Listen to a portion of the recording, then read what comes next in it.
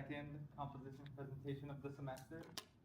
This is my third ever AMP composition presentation, and I present to you Epic Ocean Theme by Danny Moon.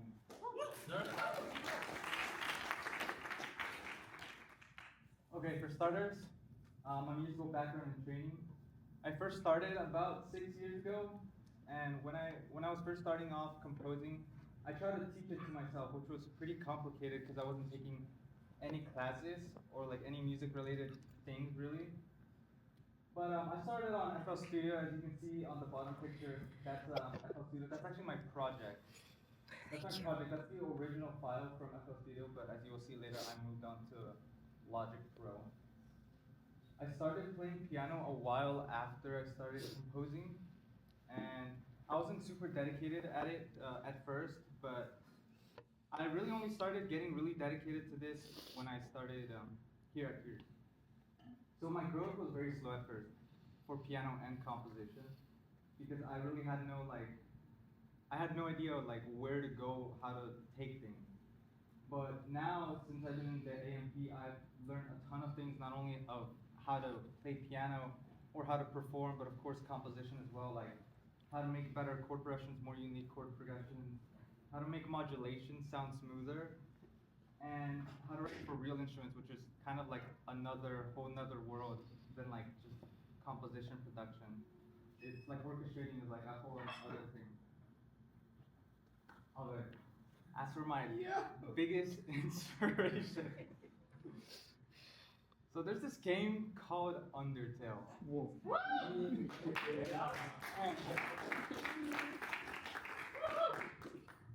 And I labeled it at the beginning because it really was the beginning for me. I wouldn't be here without that game because for whatever reason, back when I first played it, it was like 2019. I had no musical experience at all. I had no considerations of doing anything regarding music.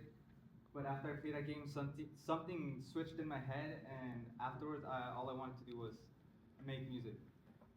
And I also have Genshin Impact and Attack on Titan up there because those are two of my other biggest inspirations. Genshin, because it made my dream evolve into more orchestral stuff because Genshin has a really beautiful orchestral soundtrack. At first it was mostly only like Undertale sounding stuff for me, but Genshin evolved that to something more. Attack on Titan because it inspired me to be a film composer. I am really inspired by a lot of film OSTs now, but Attack on Titan was the first one that made me realize that it can create so much power to make a good OST for a film. Okay, so as for this semester's work, I chose to make an ocean video game theme. Because, so in case, I'm sure most of you know, but we're doing a suite, a suite, I think it's pronounced suite, right? Yeah.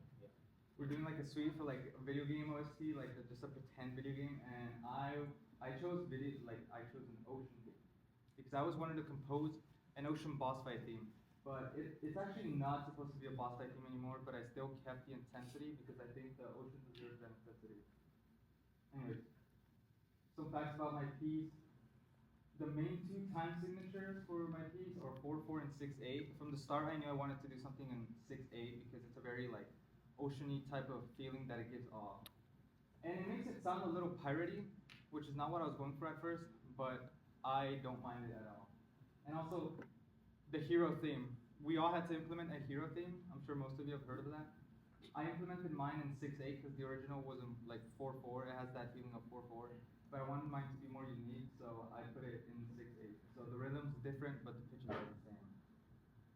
This semester I also learned how to orchestrate better. So there's a lot of things to consider when writing for real instruments.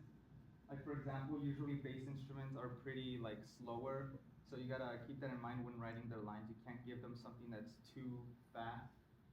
People need to breathe. That's mainly for the woodwinds and the brass.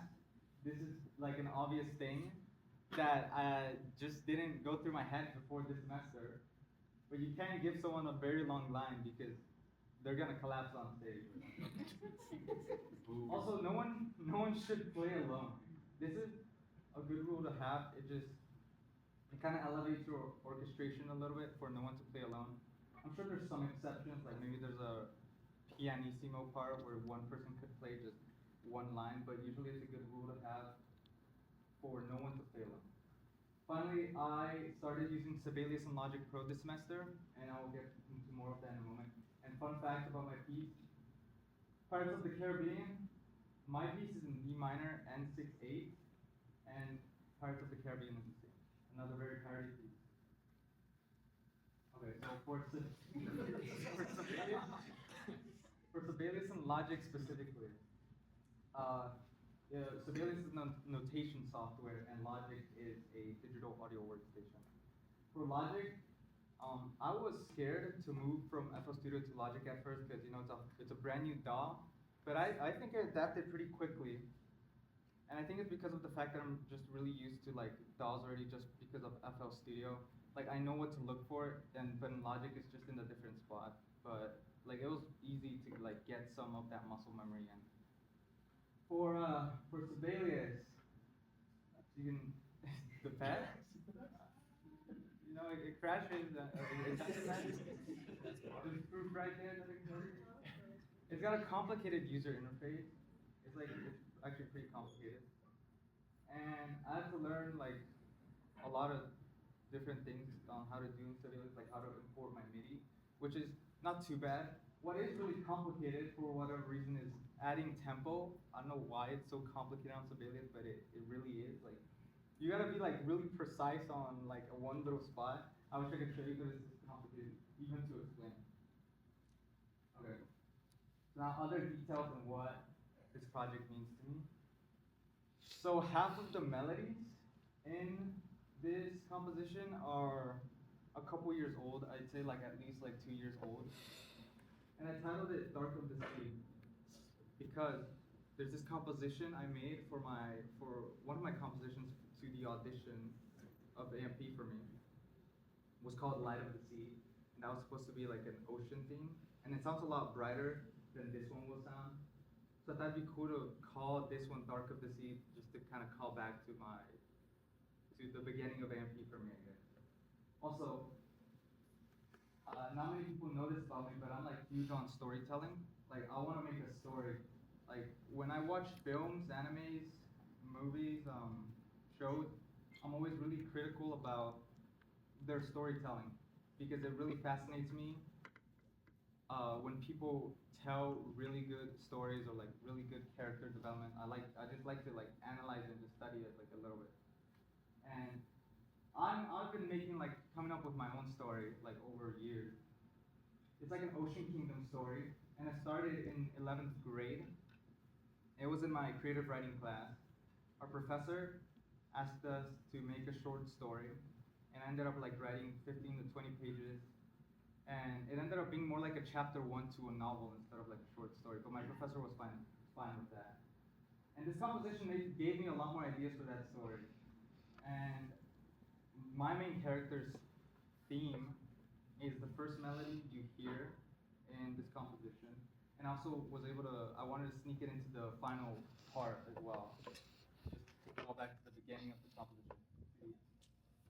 In the final theme, I wanted it to represent an overcoming of a challenge, but not without a sacrifice. So I wanted to make it sound heroic, but also like kind of melancholic and just sorrowful at the same time. So, anyway, that is all. Here we go.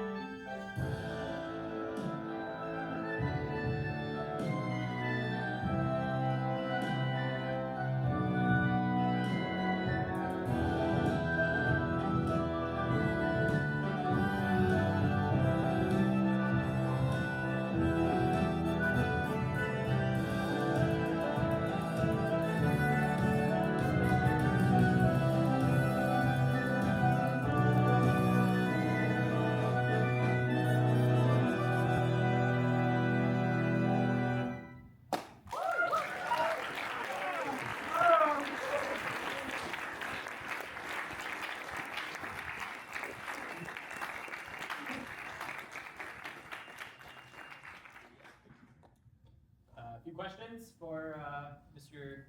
Maestro Daniel Molina. Maestro. James? Really good, man. Like I said before, I think that's my favorite piece I've heard from you. Thank you, bro. Were you inspired at all by any Terraria music? Terraria? Yeah. Did you hear that in that? Honestly, Kind of. I used to love Terraria. I used to like try to understand it because it's just so like it's got such a weird soundtrack.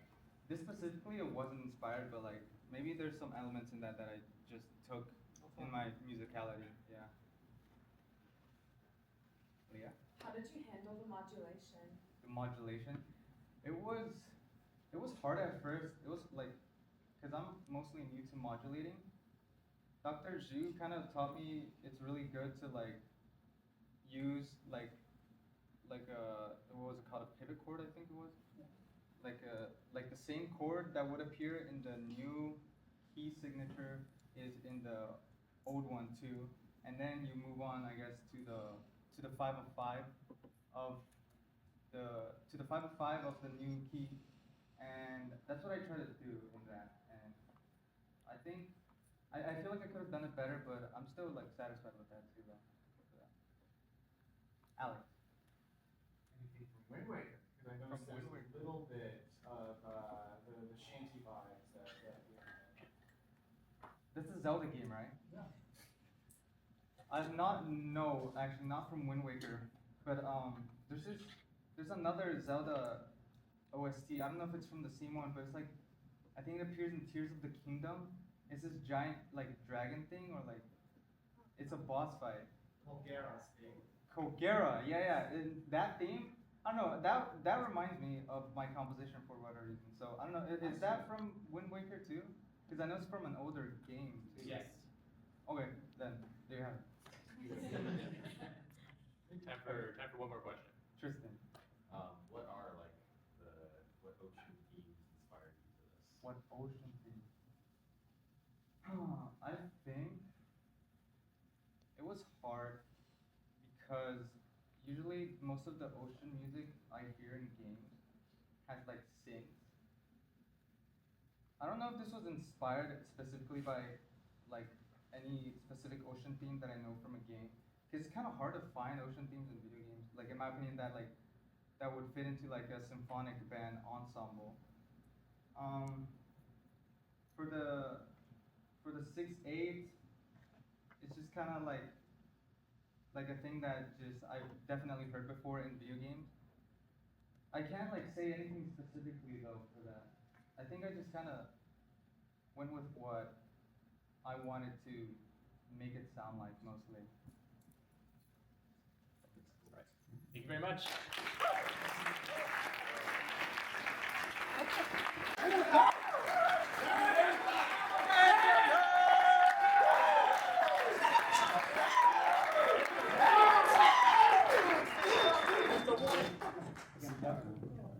Alright, so my name is Angel.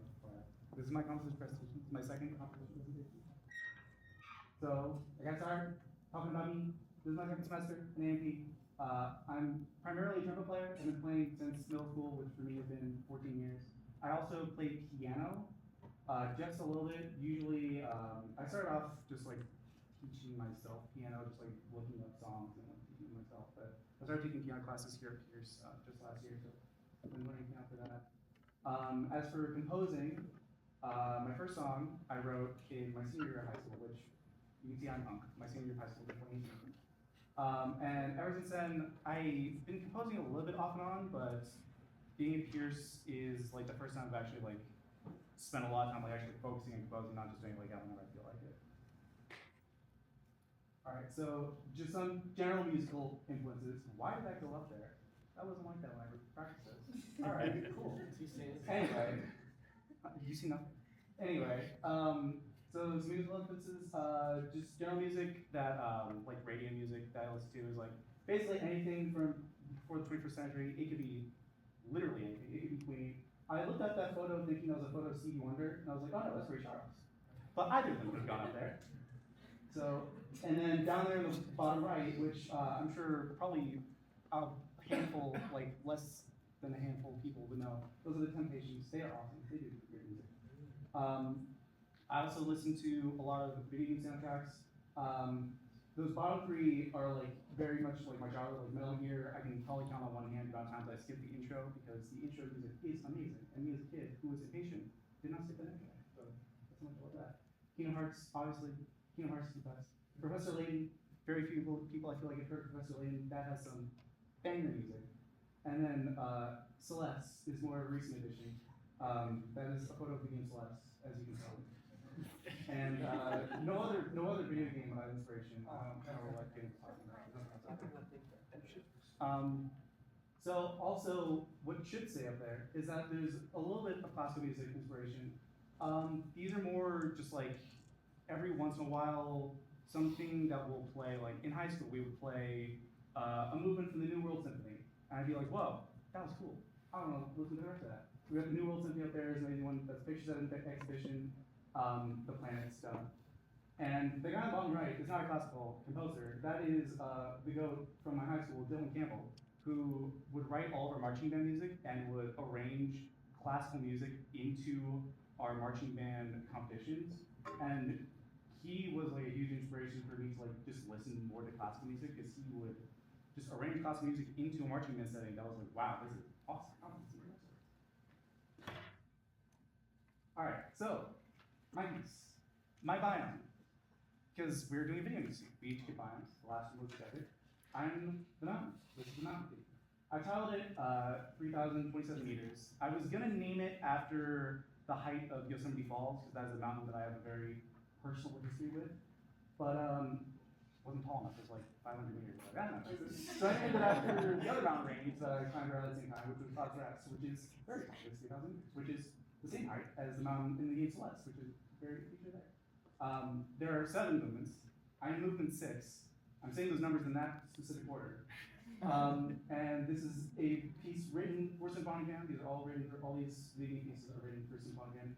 And this is my first time writing a piece for a large ensemble. Usually I'll write for like a handful of instruments, like sometimes 1 or 2, at most like 5 or 6. This is my first time writing for a whole ensemble. All right, so some inspiration specifically for the, it's a JoJo buzz, specifically for the mountain theme itself, some things I listen to. There's a song called "The City Must Survive" from a game called Frostpunk, which has a very daunting feel to it. It's all about, that game isn't about a mountain, but it is about the cold, and that is also very like a mountainous feel. So a lot of inspiration in that.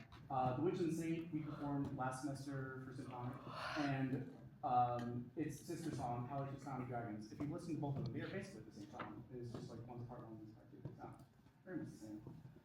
Reach for the Summit, which is from Celeste, which I've gotten almost nothing from. I basically just reminded me that sus chords existed, but it was an inspiration. And it's a mountain, so I have to put that up as one of my favorite games. And then Mountain, from Valheim. I have not played Valheim, but Dr. Zhu was like, hey, you should listen to this theme from Valheim called Mountain. I was like, okay, cool. And the instrumentation from that was very helpful too. All right, so one of the things we went over was there were 4 aspects of writing a piece for a large ensemble. That one is melody, then the orchestration, then the arranging, and then the decoration, the little bits on top. Also, in the top right, you can track how far we are into the presentation. It's 3,000 meters. We got to get 3,000 meters. All right, so melody. How to write a melody? So, first off, melodies shouldn't be like jumping all over the place. They should have some like kind of smooth motion, like sine wave, not exactly like sine wave. You can have some like leaps, but you don't want it to like blue shape like in my melody. You'll see in a second. It has like an octave jump, but that's about it.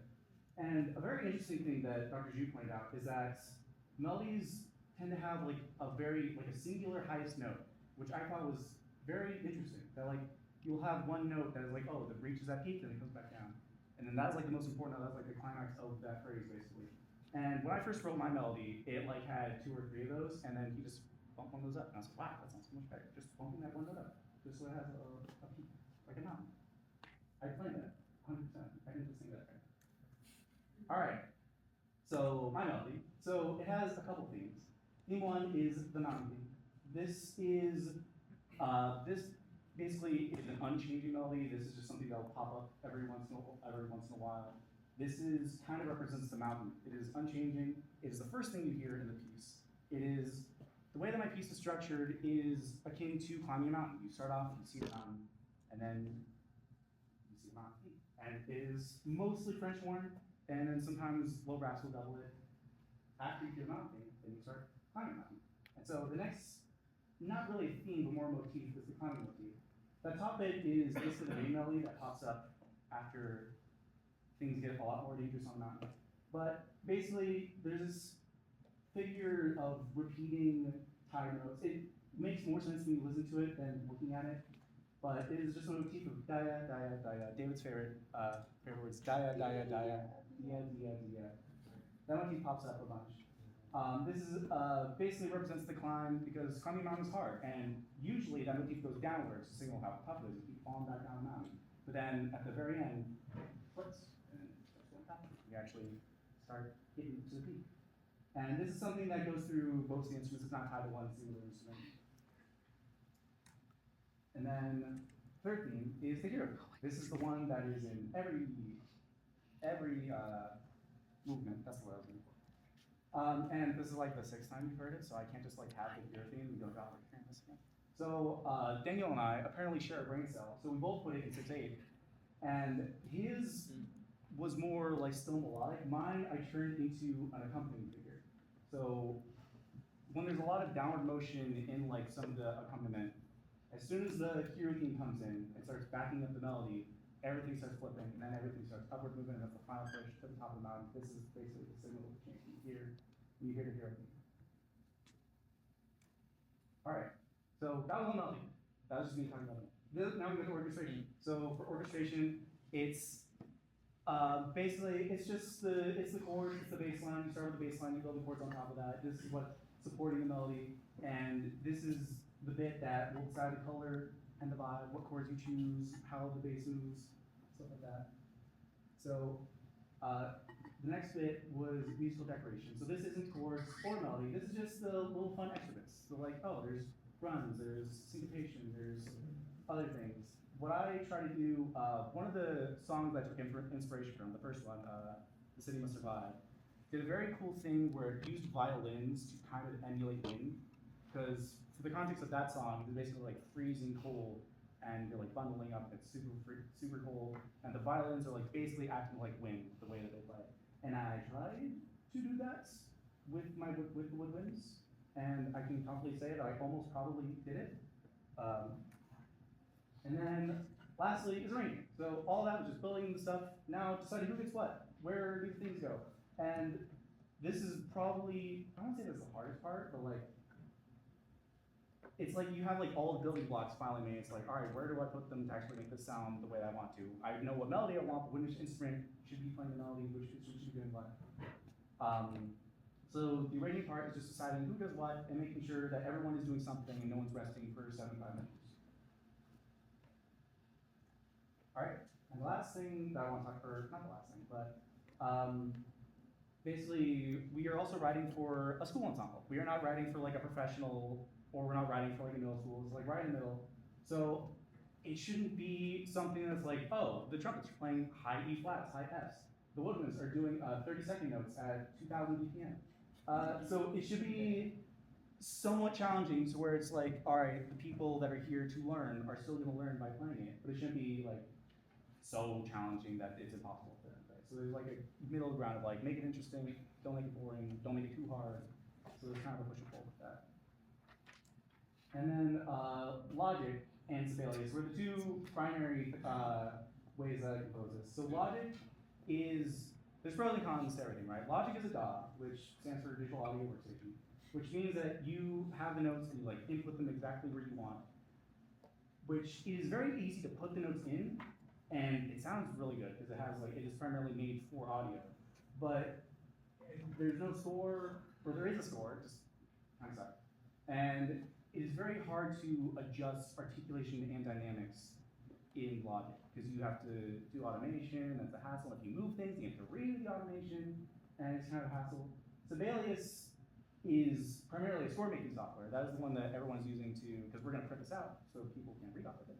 So that is the end goal, is that to put it in Sibelius, and it's also easy to do everything. The downside is that this is hard to use. It's just, like, it can do a lot, but actually getting it to do what you want it to do is like kind of annoying. And it's, doesn't have that good, the audio isn't that great. Because it's mainly for making scores, it's not made for playing audio back, that's what would be logical. But if you want to like actually make a score and have a PDF and print it out, you want Sibelius, which is why that is the end goal. So there's kind of a back and forth between like, okay, I did most of my work in Logic, I need to put it into Sibelius, you can see what I'm doing, but then it's like, do I compose more Sibelius or I compose more Logic? Because if I want it to sound good, I need to do Logic, but the end goal needs to be Sibelius, so it's like, which one do I do? And so there's some back and forth on that, like which one to work with, which one do I transfer from, stuff like that. And they were 2,000 years, it's top of the mountain, we're here. And now we get to go to beats.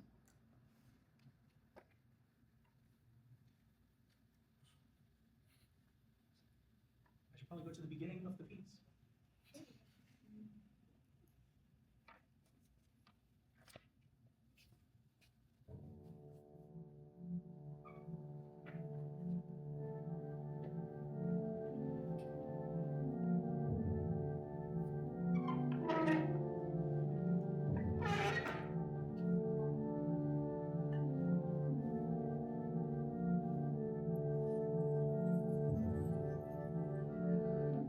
What? Oh.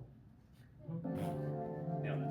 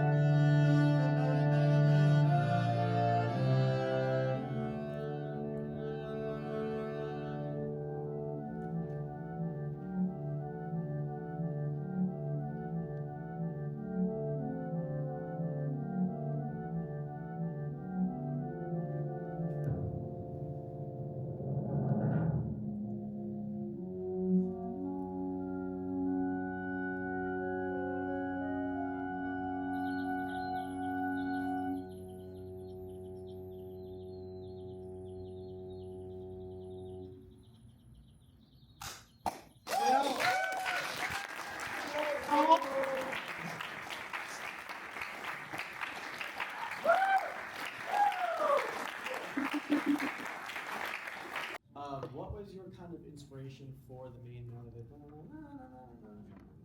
So when we were first getting assigned this, and we were just, before we even knew that we were doing biomes, I was we were just told we were doing video music, and I was like, oh, someone might be doing just Boston, and I was like, oh, I have a thing that I like kind of wrote that was kind of like Boston-ish, and it was, I didn't have a melody to it yet, but I had like the rhythm, and it was in 12/8, except not 12/8, it was actually 6/8/3/4, which is why the latter half was all in 6/8/3/4. So I like kind of had that in my head while I was trying to think of a melody, because we were all supposed to come up with, we were all like kind of like going to compete for the hero melody, but then Dr. Yu just wrote it, the goat that he is. And so while I was trying to come up with hero melody, I wrote that melody. That was the first thing I wrote, was that bit in 12/8. And so I was like, I can't make everyone do my stuff in 12/8. That's not going to be adaptable to all these pieces.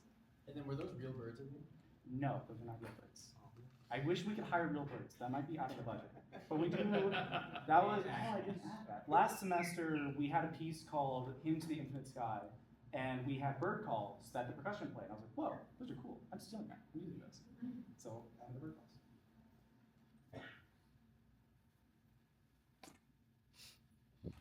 No other questions? It's not really a question, but I would say it feels like you're playing actual Pokemon game. That's what I was thinking throughout the whole like piece. Which Pokemon? Like the older versions, I guess you said. I have played 0 minutes of Pokemon. So. I was a PlayStation kid, sorry.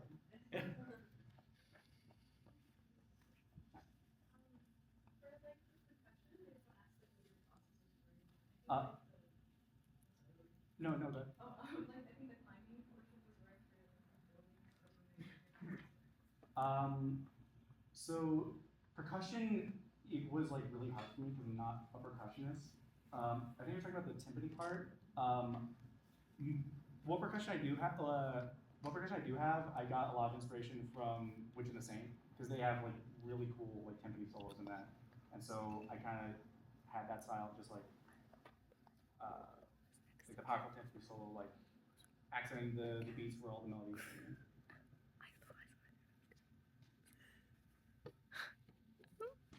Very nice. Alright, so just in the case that we have anybody new that's coming in for the second half, I'm just gonna read the trigger warning one more time and then we'll get started. This is the trigger announcement. The next part of the composition presentation is optional and it may have a triggering effect. Therefore, this is the trigger announcement for the following piece called Rapist American Dream. Please note that the following piece includes profanity and addresses the topics of molestation and sexual assault in a very real way, and may bring these feelings back to the surface for those that have experienced such traumatic events or know someone who has. If for any reason you do not wish to listen to this piece, feel free to leave now or at any time during the performance if you feel uncomfortable in any way. Thank you. And now we'll have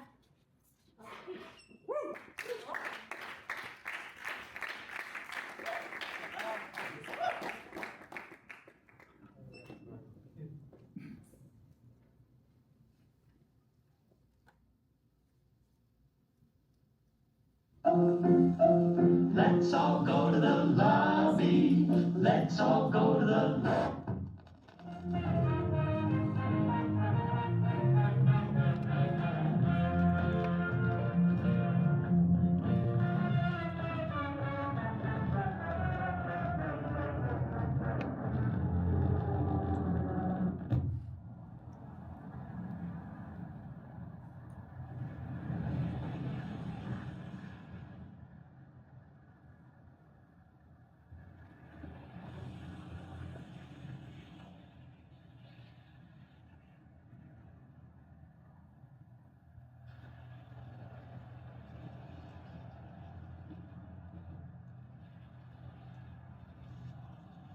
My lawyers have prepared a statement for me to read. In front of you is a handout which speaks more of the individual pieces presented, as well as a strip of cloth. This cloth is commonly known as a blindfold. During the creation of this piece, I was isolated in a small town named Alou-le-Bain, located in the Pyrenees Mountains in France. Ooh la la. I was lucky enough to attend an artist retreat there, the end of which culminated in the presentation of each artist's composition, while all participants were blindfolded. There's a power in art which is ineffable, No amount of music theory or analysis can capture the essence which lies behind it. For some of us, we can't communicate as ourselves without it. Some of us can't rationalize life without art's presence. Some of us are so entombed within art that life seems more of a fiction than that which we create. So make no mistake, this is a piece of fiction.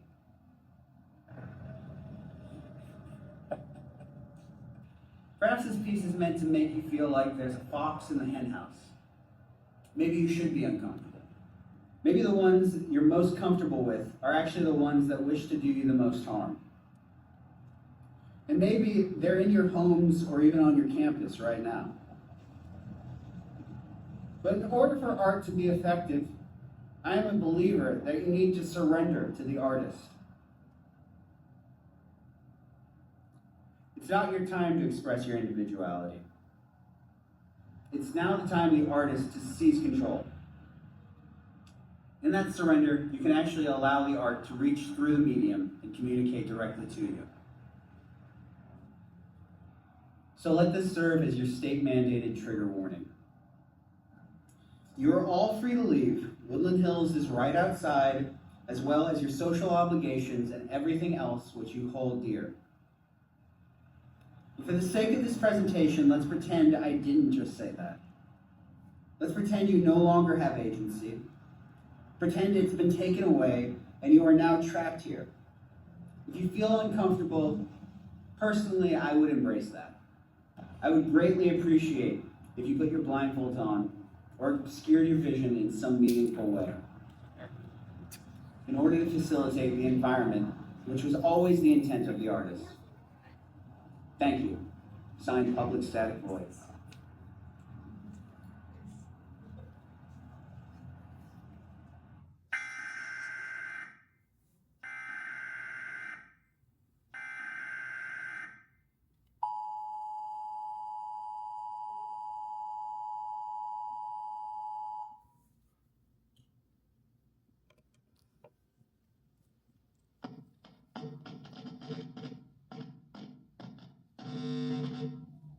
Therapeutic subject Velox 7392-114-0007/AX17 verified.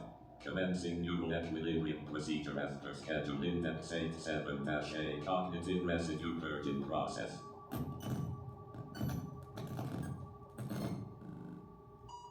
Patient schema retrieval.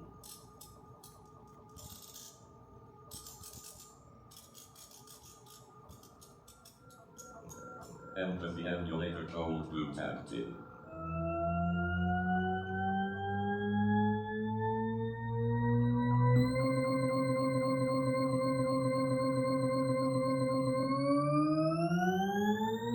Setting therapeutic gunner output to 27.3% empathy saturation.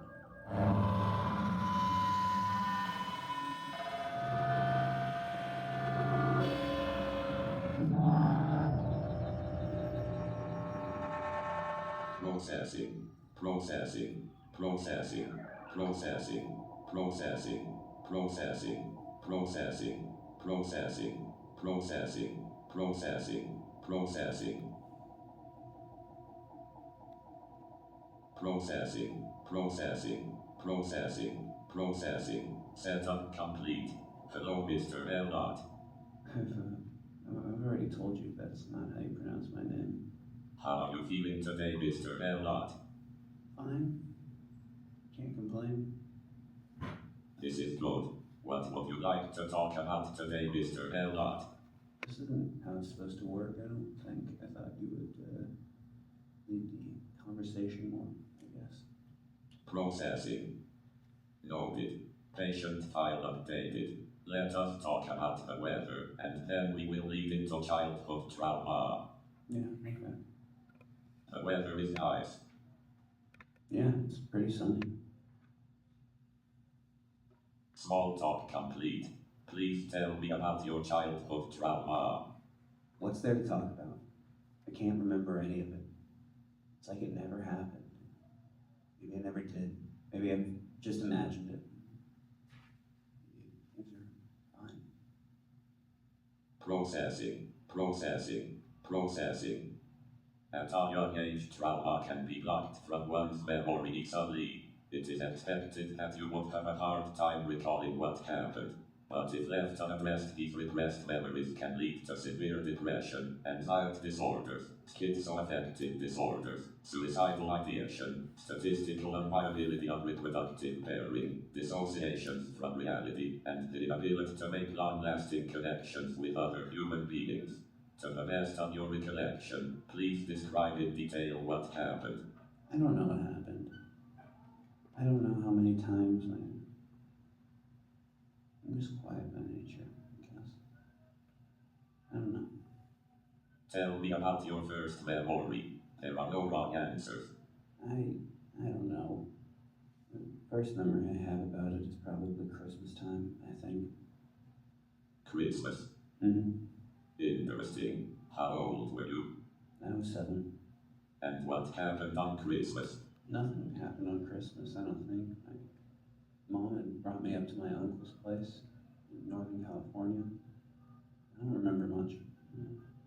My uncle's daughter, Stephanie, had died in a car crash a few months prior. She was drunk or something and crashed a car. Ended up killing her friends too. Interesting. Well, anyway, we were up there to comfort them. My uncle and my aunt, that is. We were staying in Stephanie's room, and they hadn't touched a thing in there, so it was kind of eerie, staying in her bed. Describe the room to the best of your ability. It's hard to say. I remember the bed had some sort of pink lace sheet. There was the oak bedside table, porcelain doll on the table, sort of see-through white curtains in front of the windows, poster of some band or something on the wall. I don't know. The memories kind of fuzzy. Interesting. And then what happened? We had Christmas.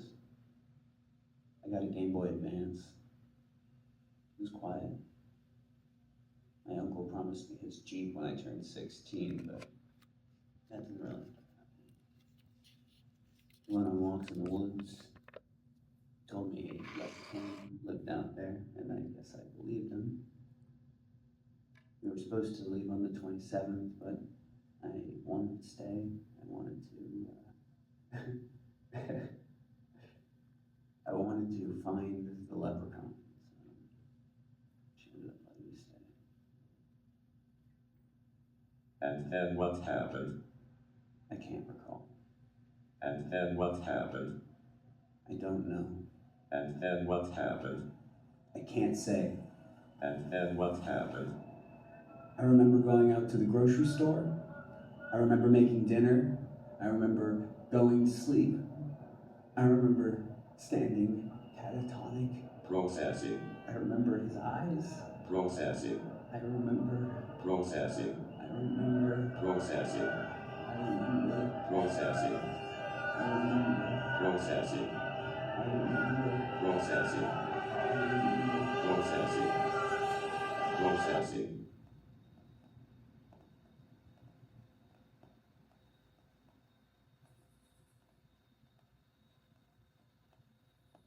Hey, buddy. Long time no see.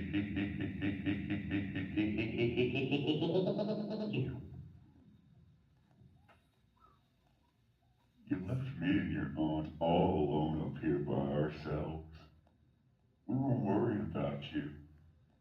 You never wrote back when we sent you money for your graduation. But don't worry about that now. Even when I'm gone, down, down, down to the earth, I'm still gonna be right here with you. And I always will be. That's what roots are. You just can't ever seem to separate them. You can try. You can run away if you like. Go pretend to be French and lounge in the Pyrenees Mountains.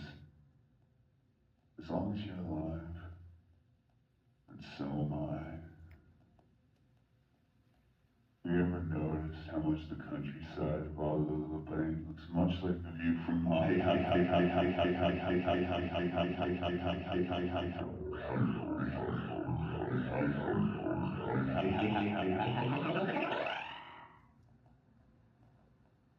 It's interesting, right? You said you remembered the look in my eye. What they look like? They look like this.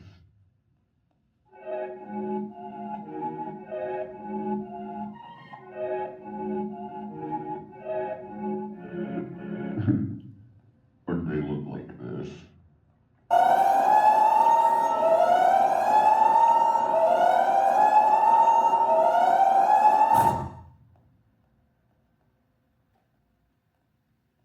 And what did I do to you exactly? Can you even recall? Why do you keep talking about me? And what's just speculation at best? Oh, don't worry, you're still my porcelain doll. You always have a place on my shelf. You'd like to blame me for your inability to trust anyone, huh? Maybe you think you're an alien because of me.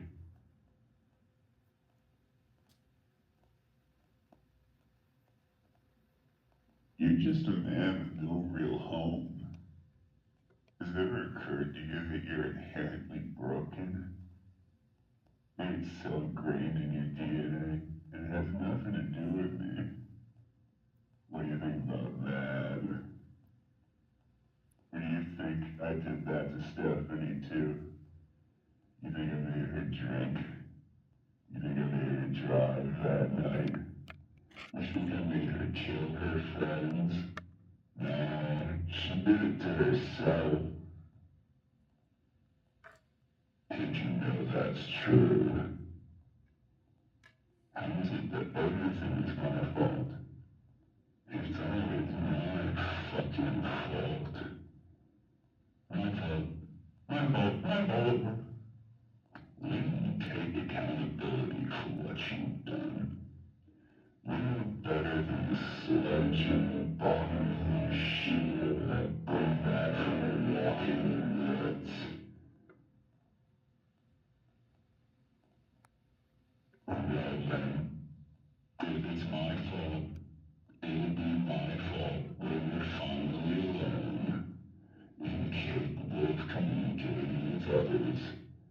Whenever you need to, because you can't adapt, that'll be my fault too.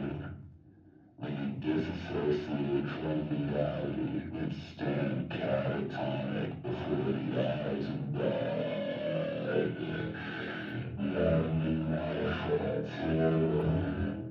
When you never be alone to see anyone ever again, that'll be my fault.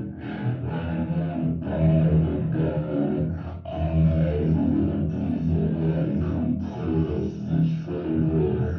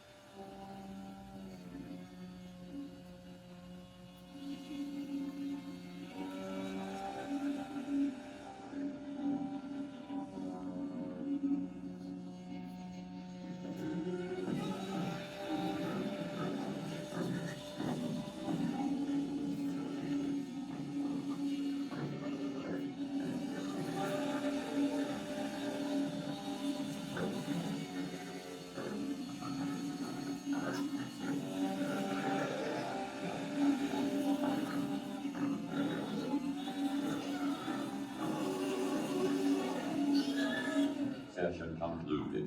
An invoice will be delivered to your residence. Have a nice day.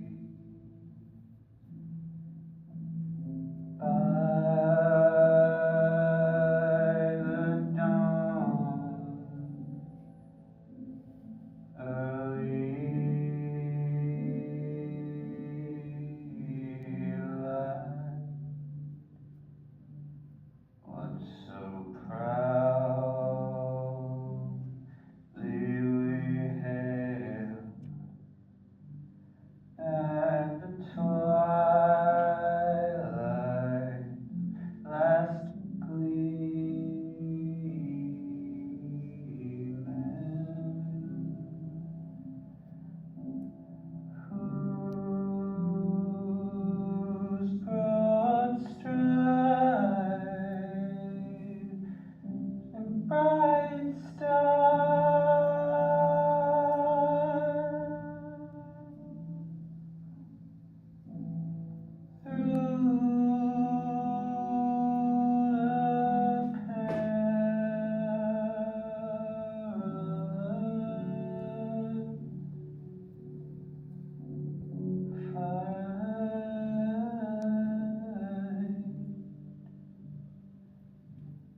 over the ramparts we watched were so gallantly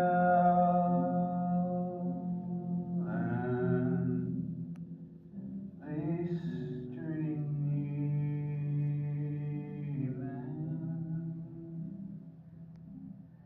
and the rocket red glare, the bombs bursting in air, they've proved through the night that our flag was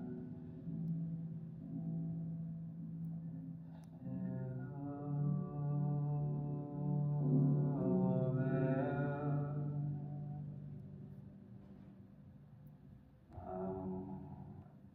Say, does that star-spangled banner yet wave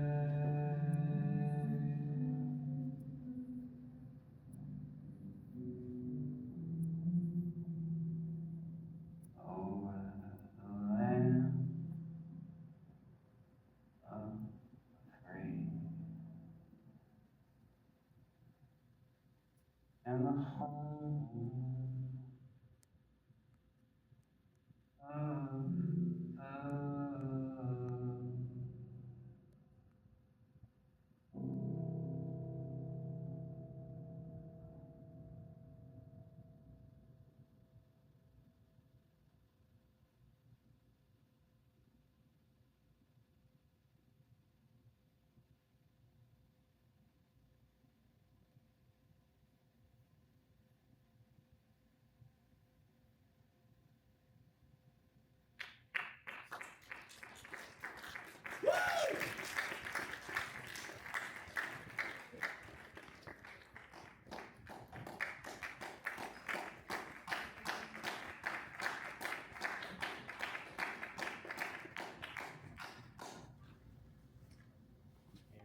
That concludes today's presentation.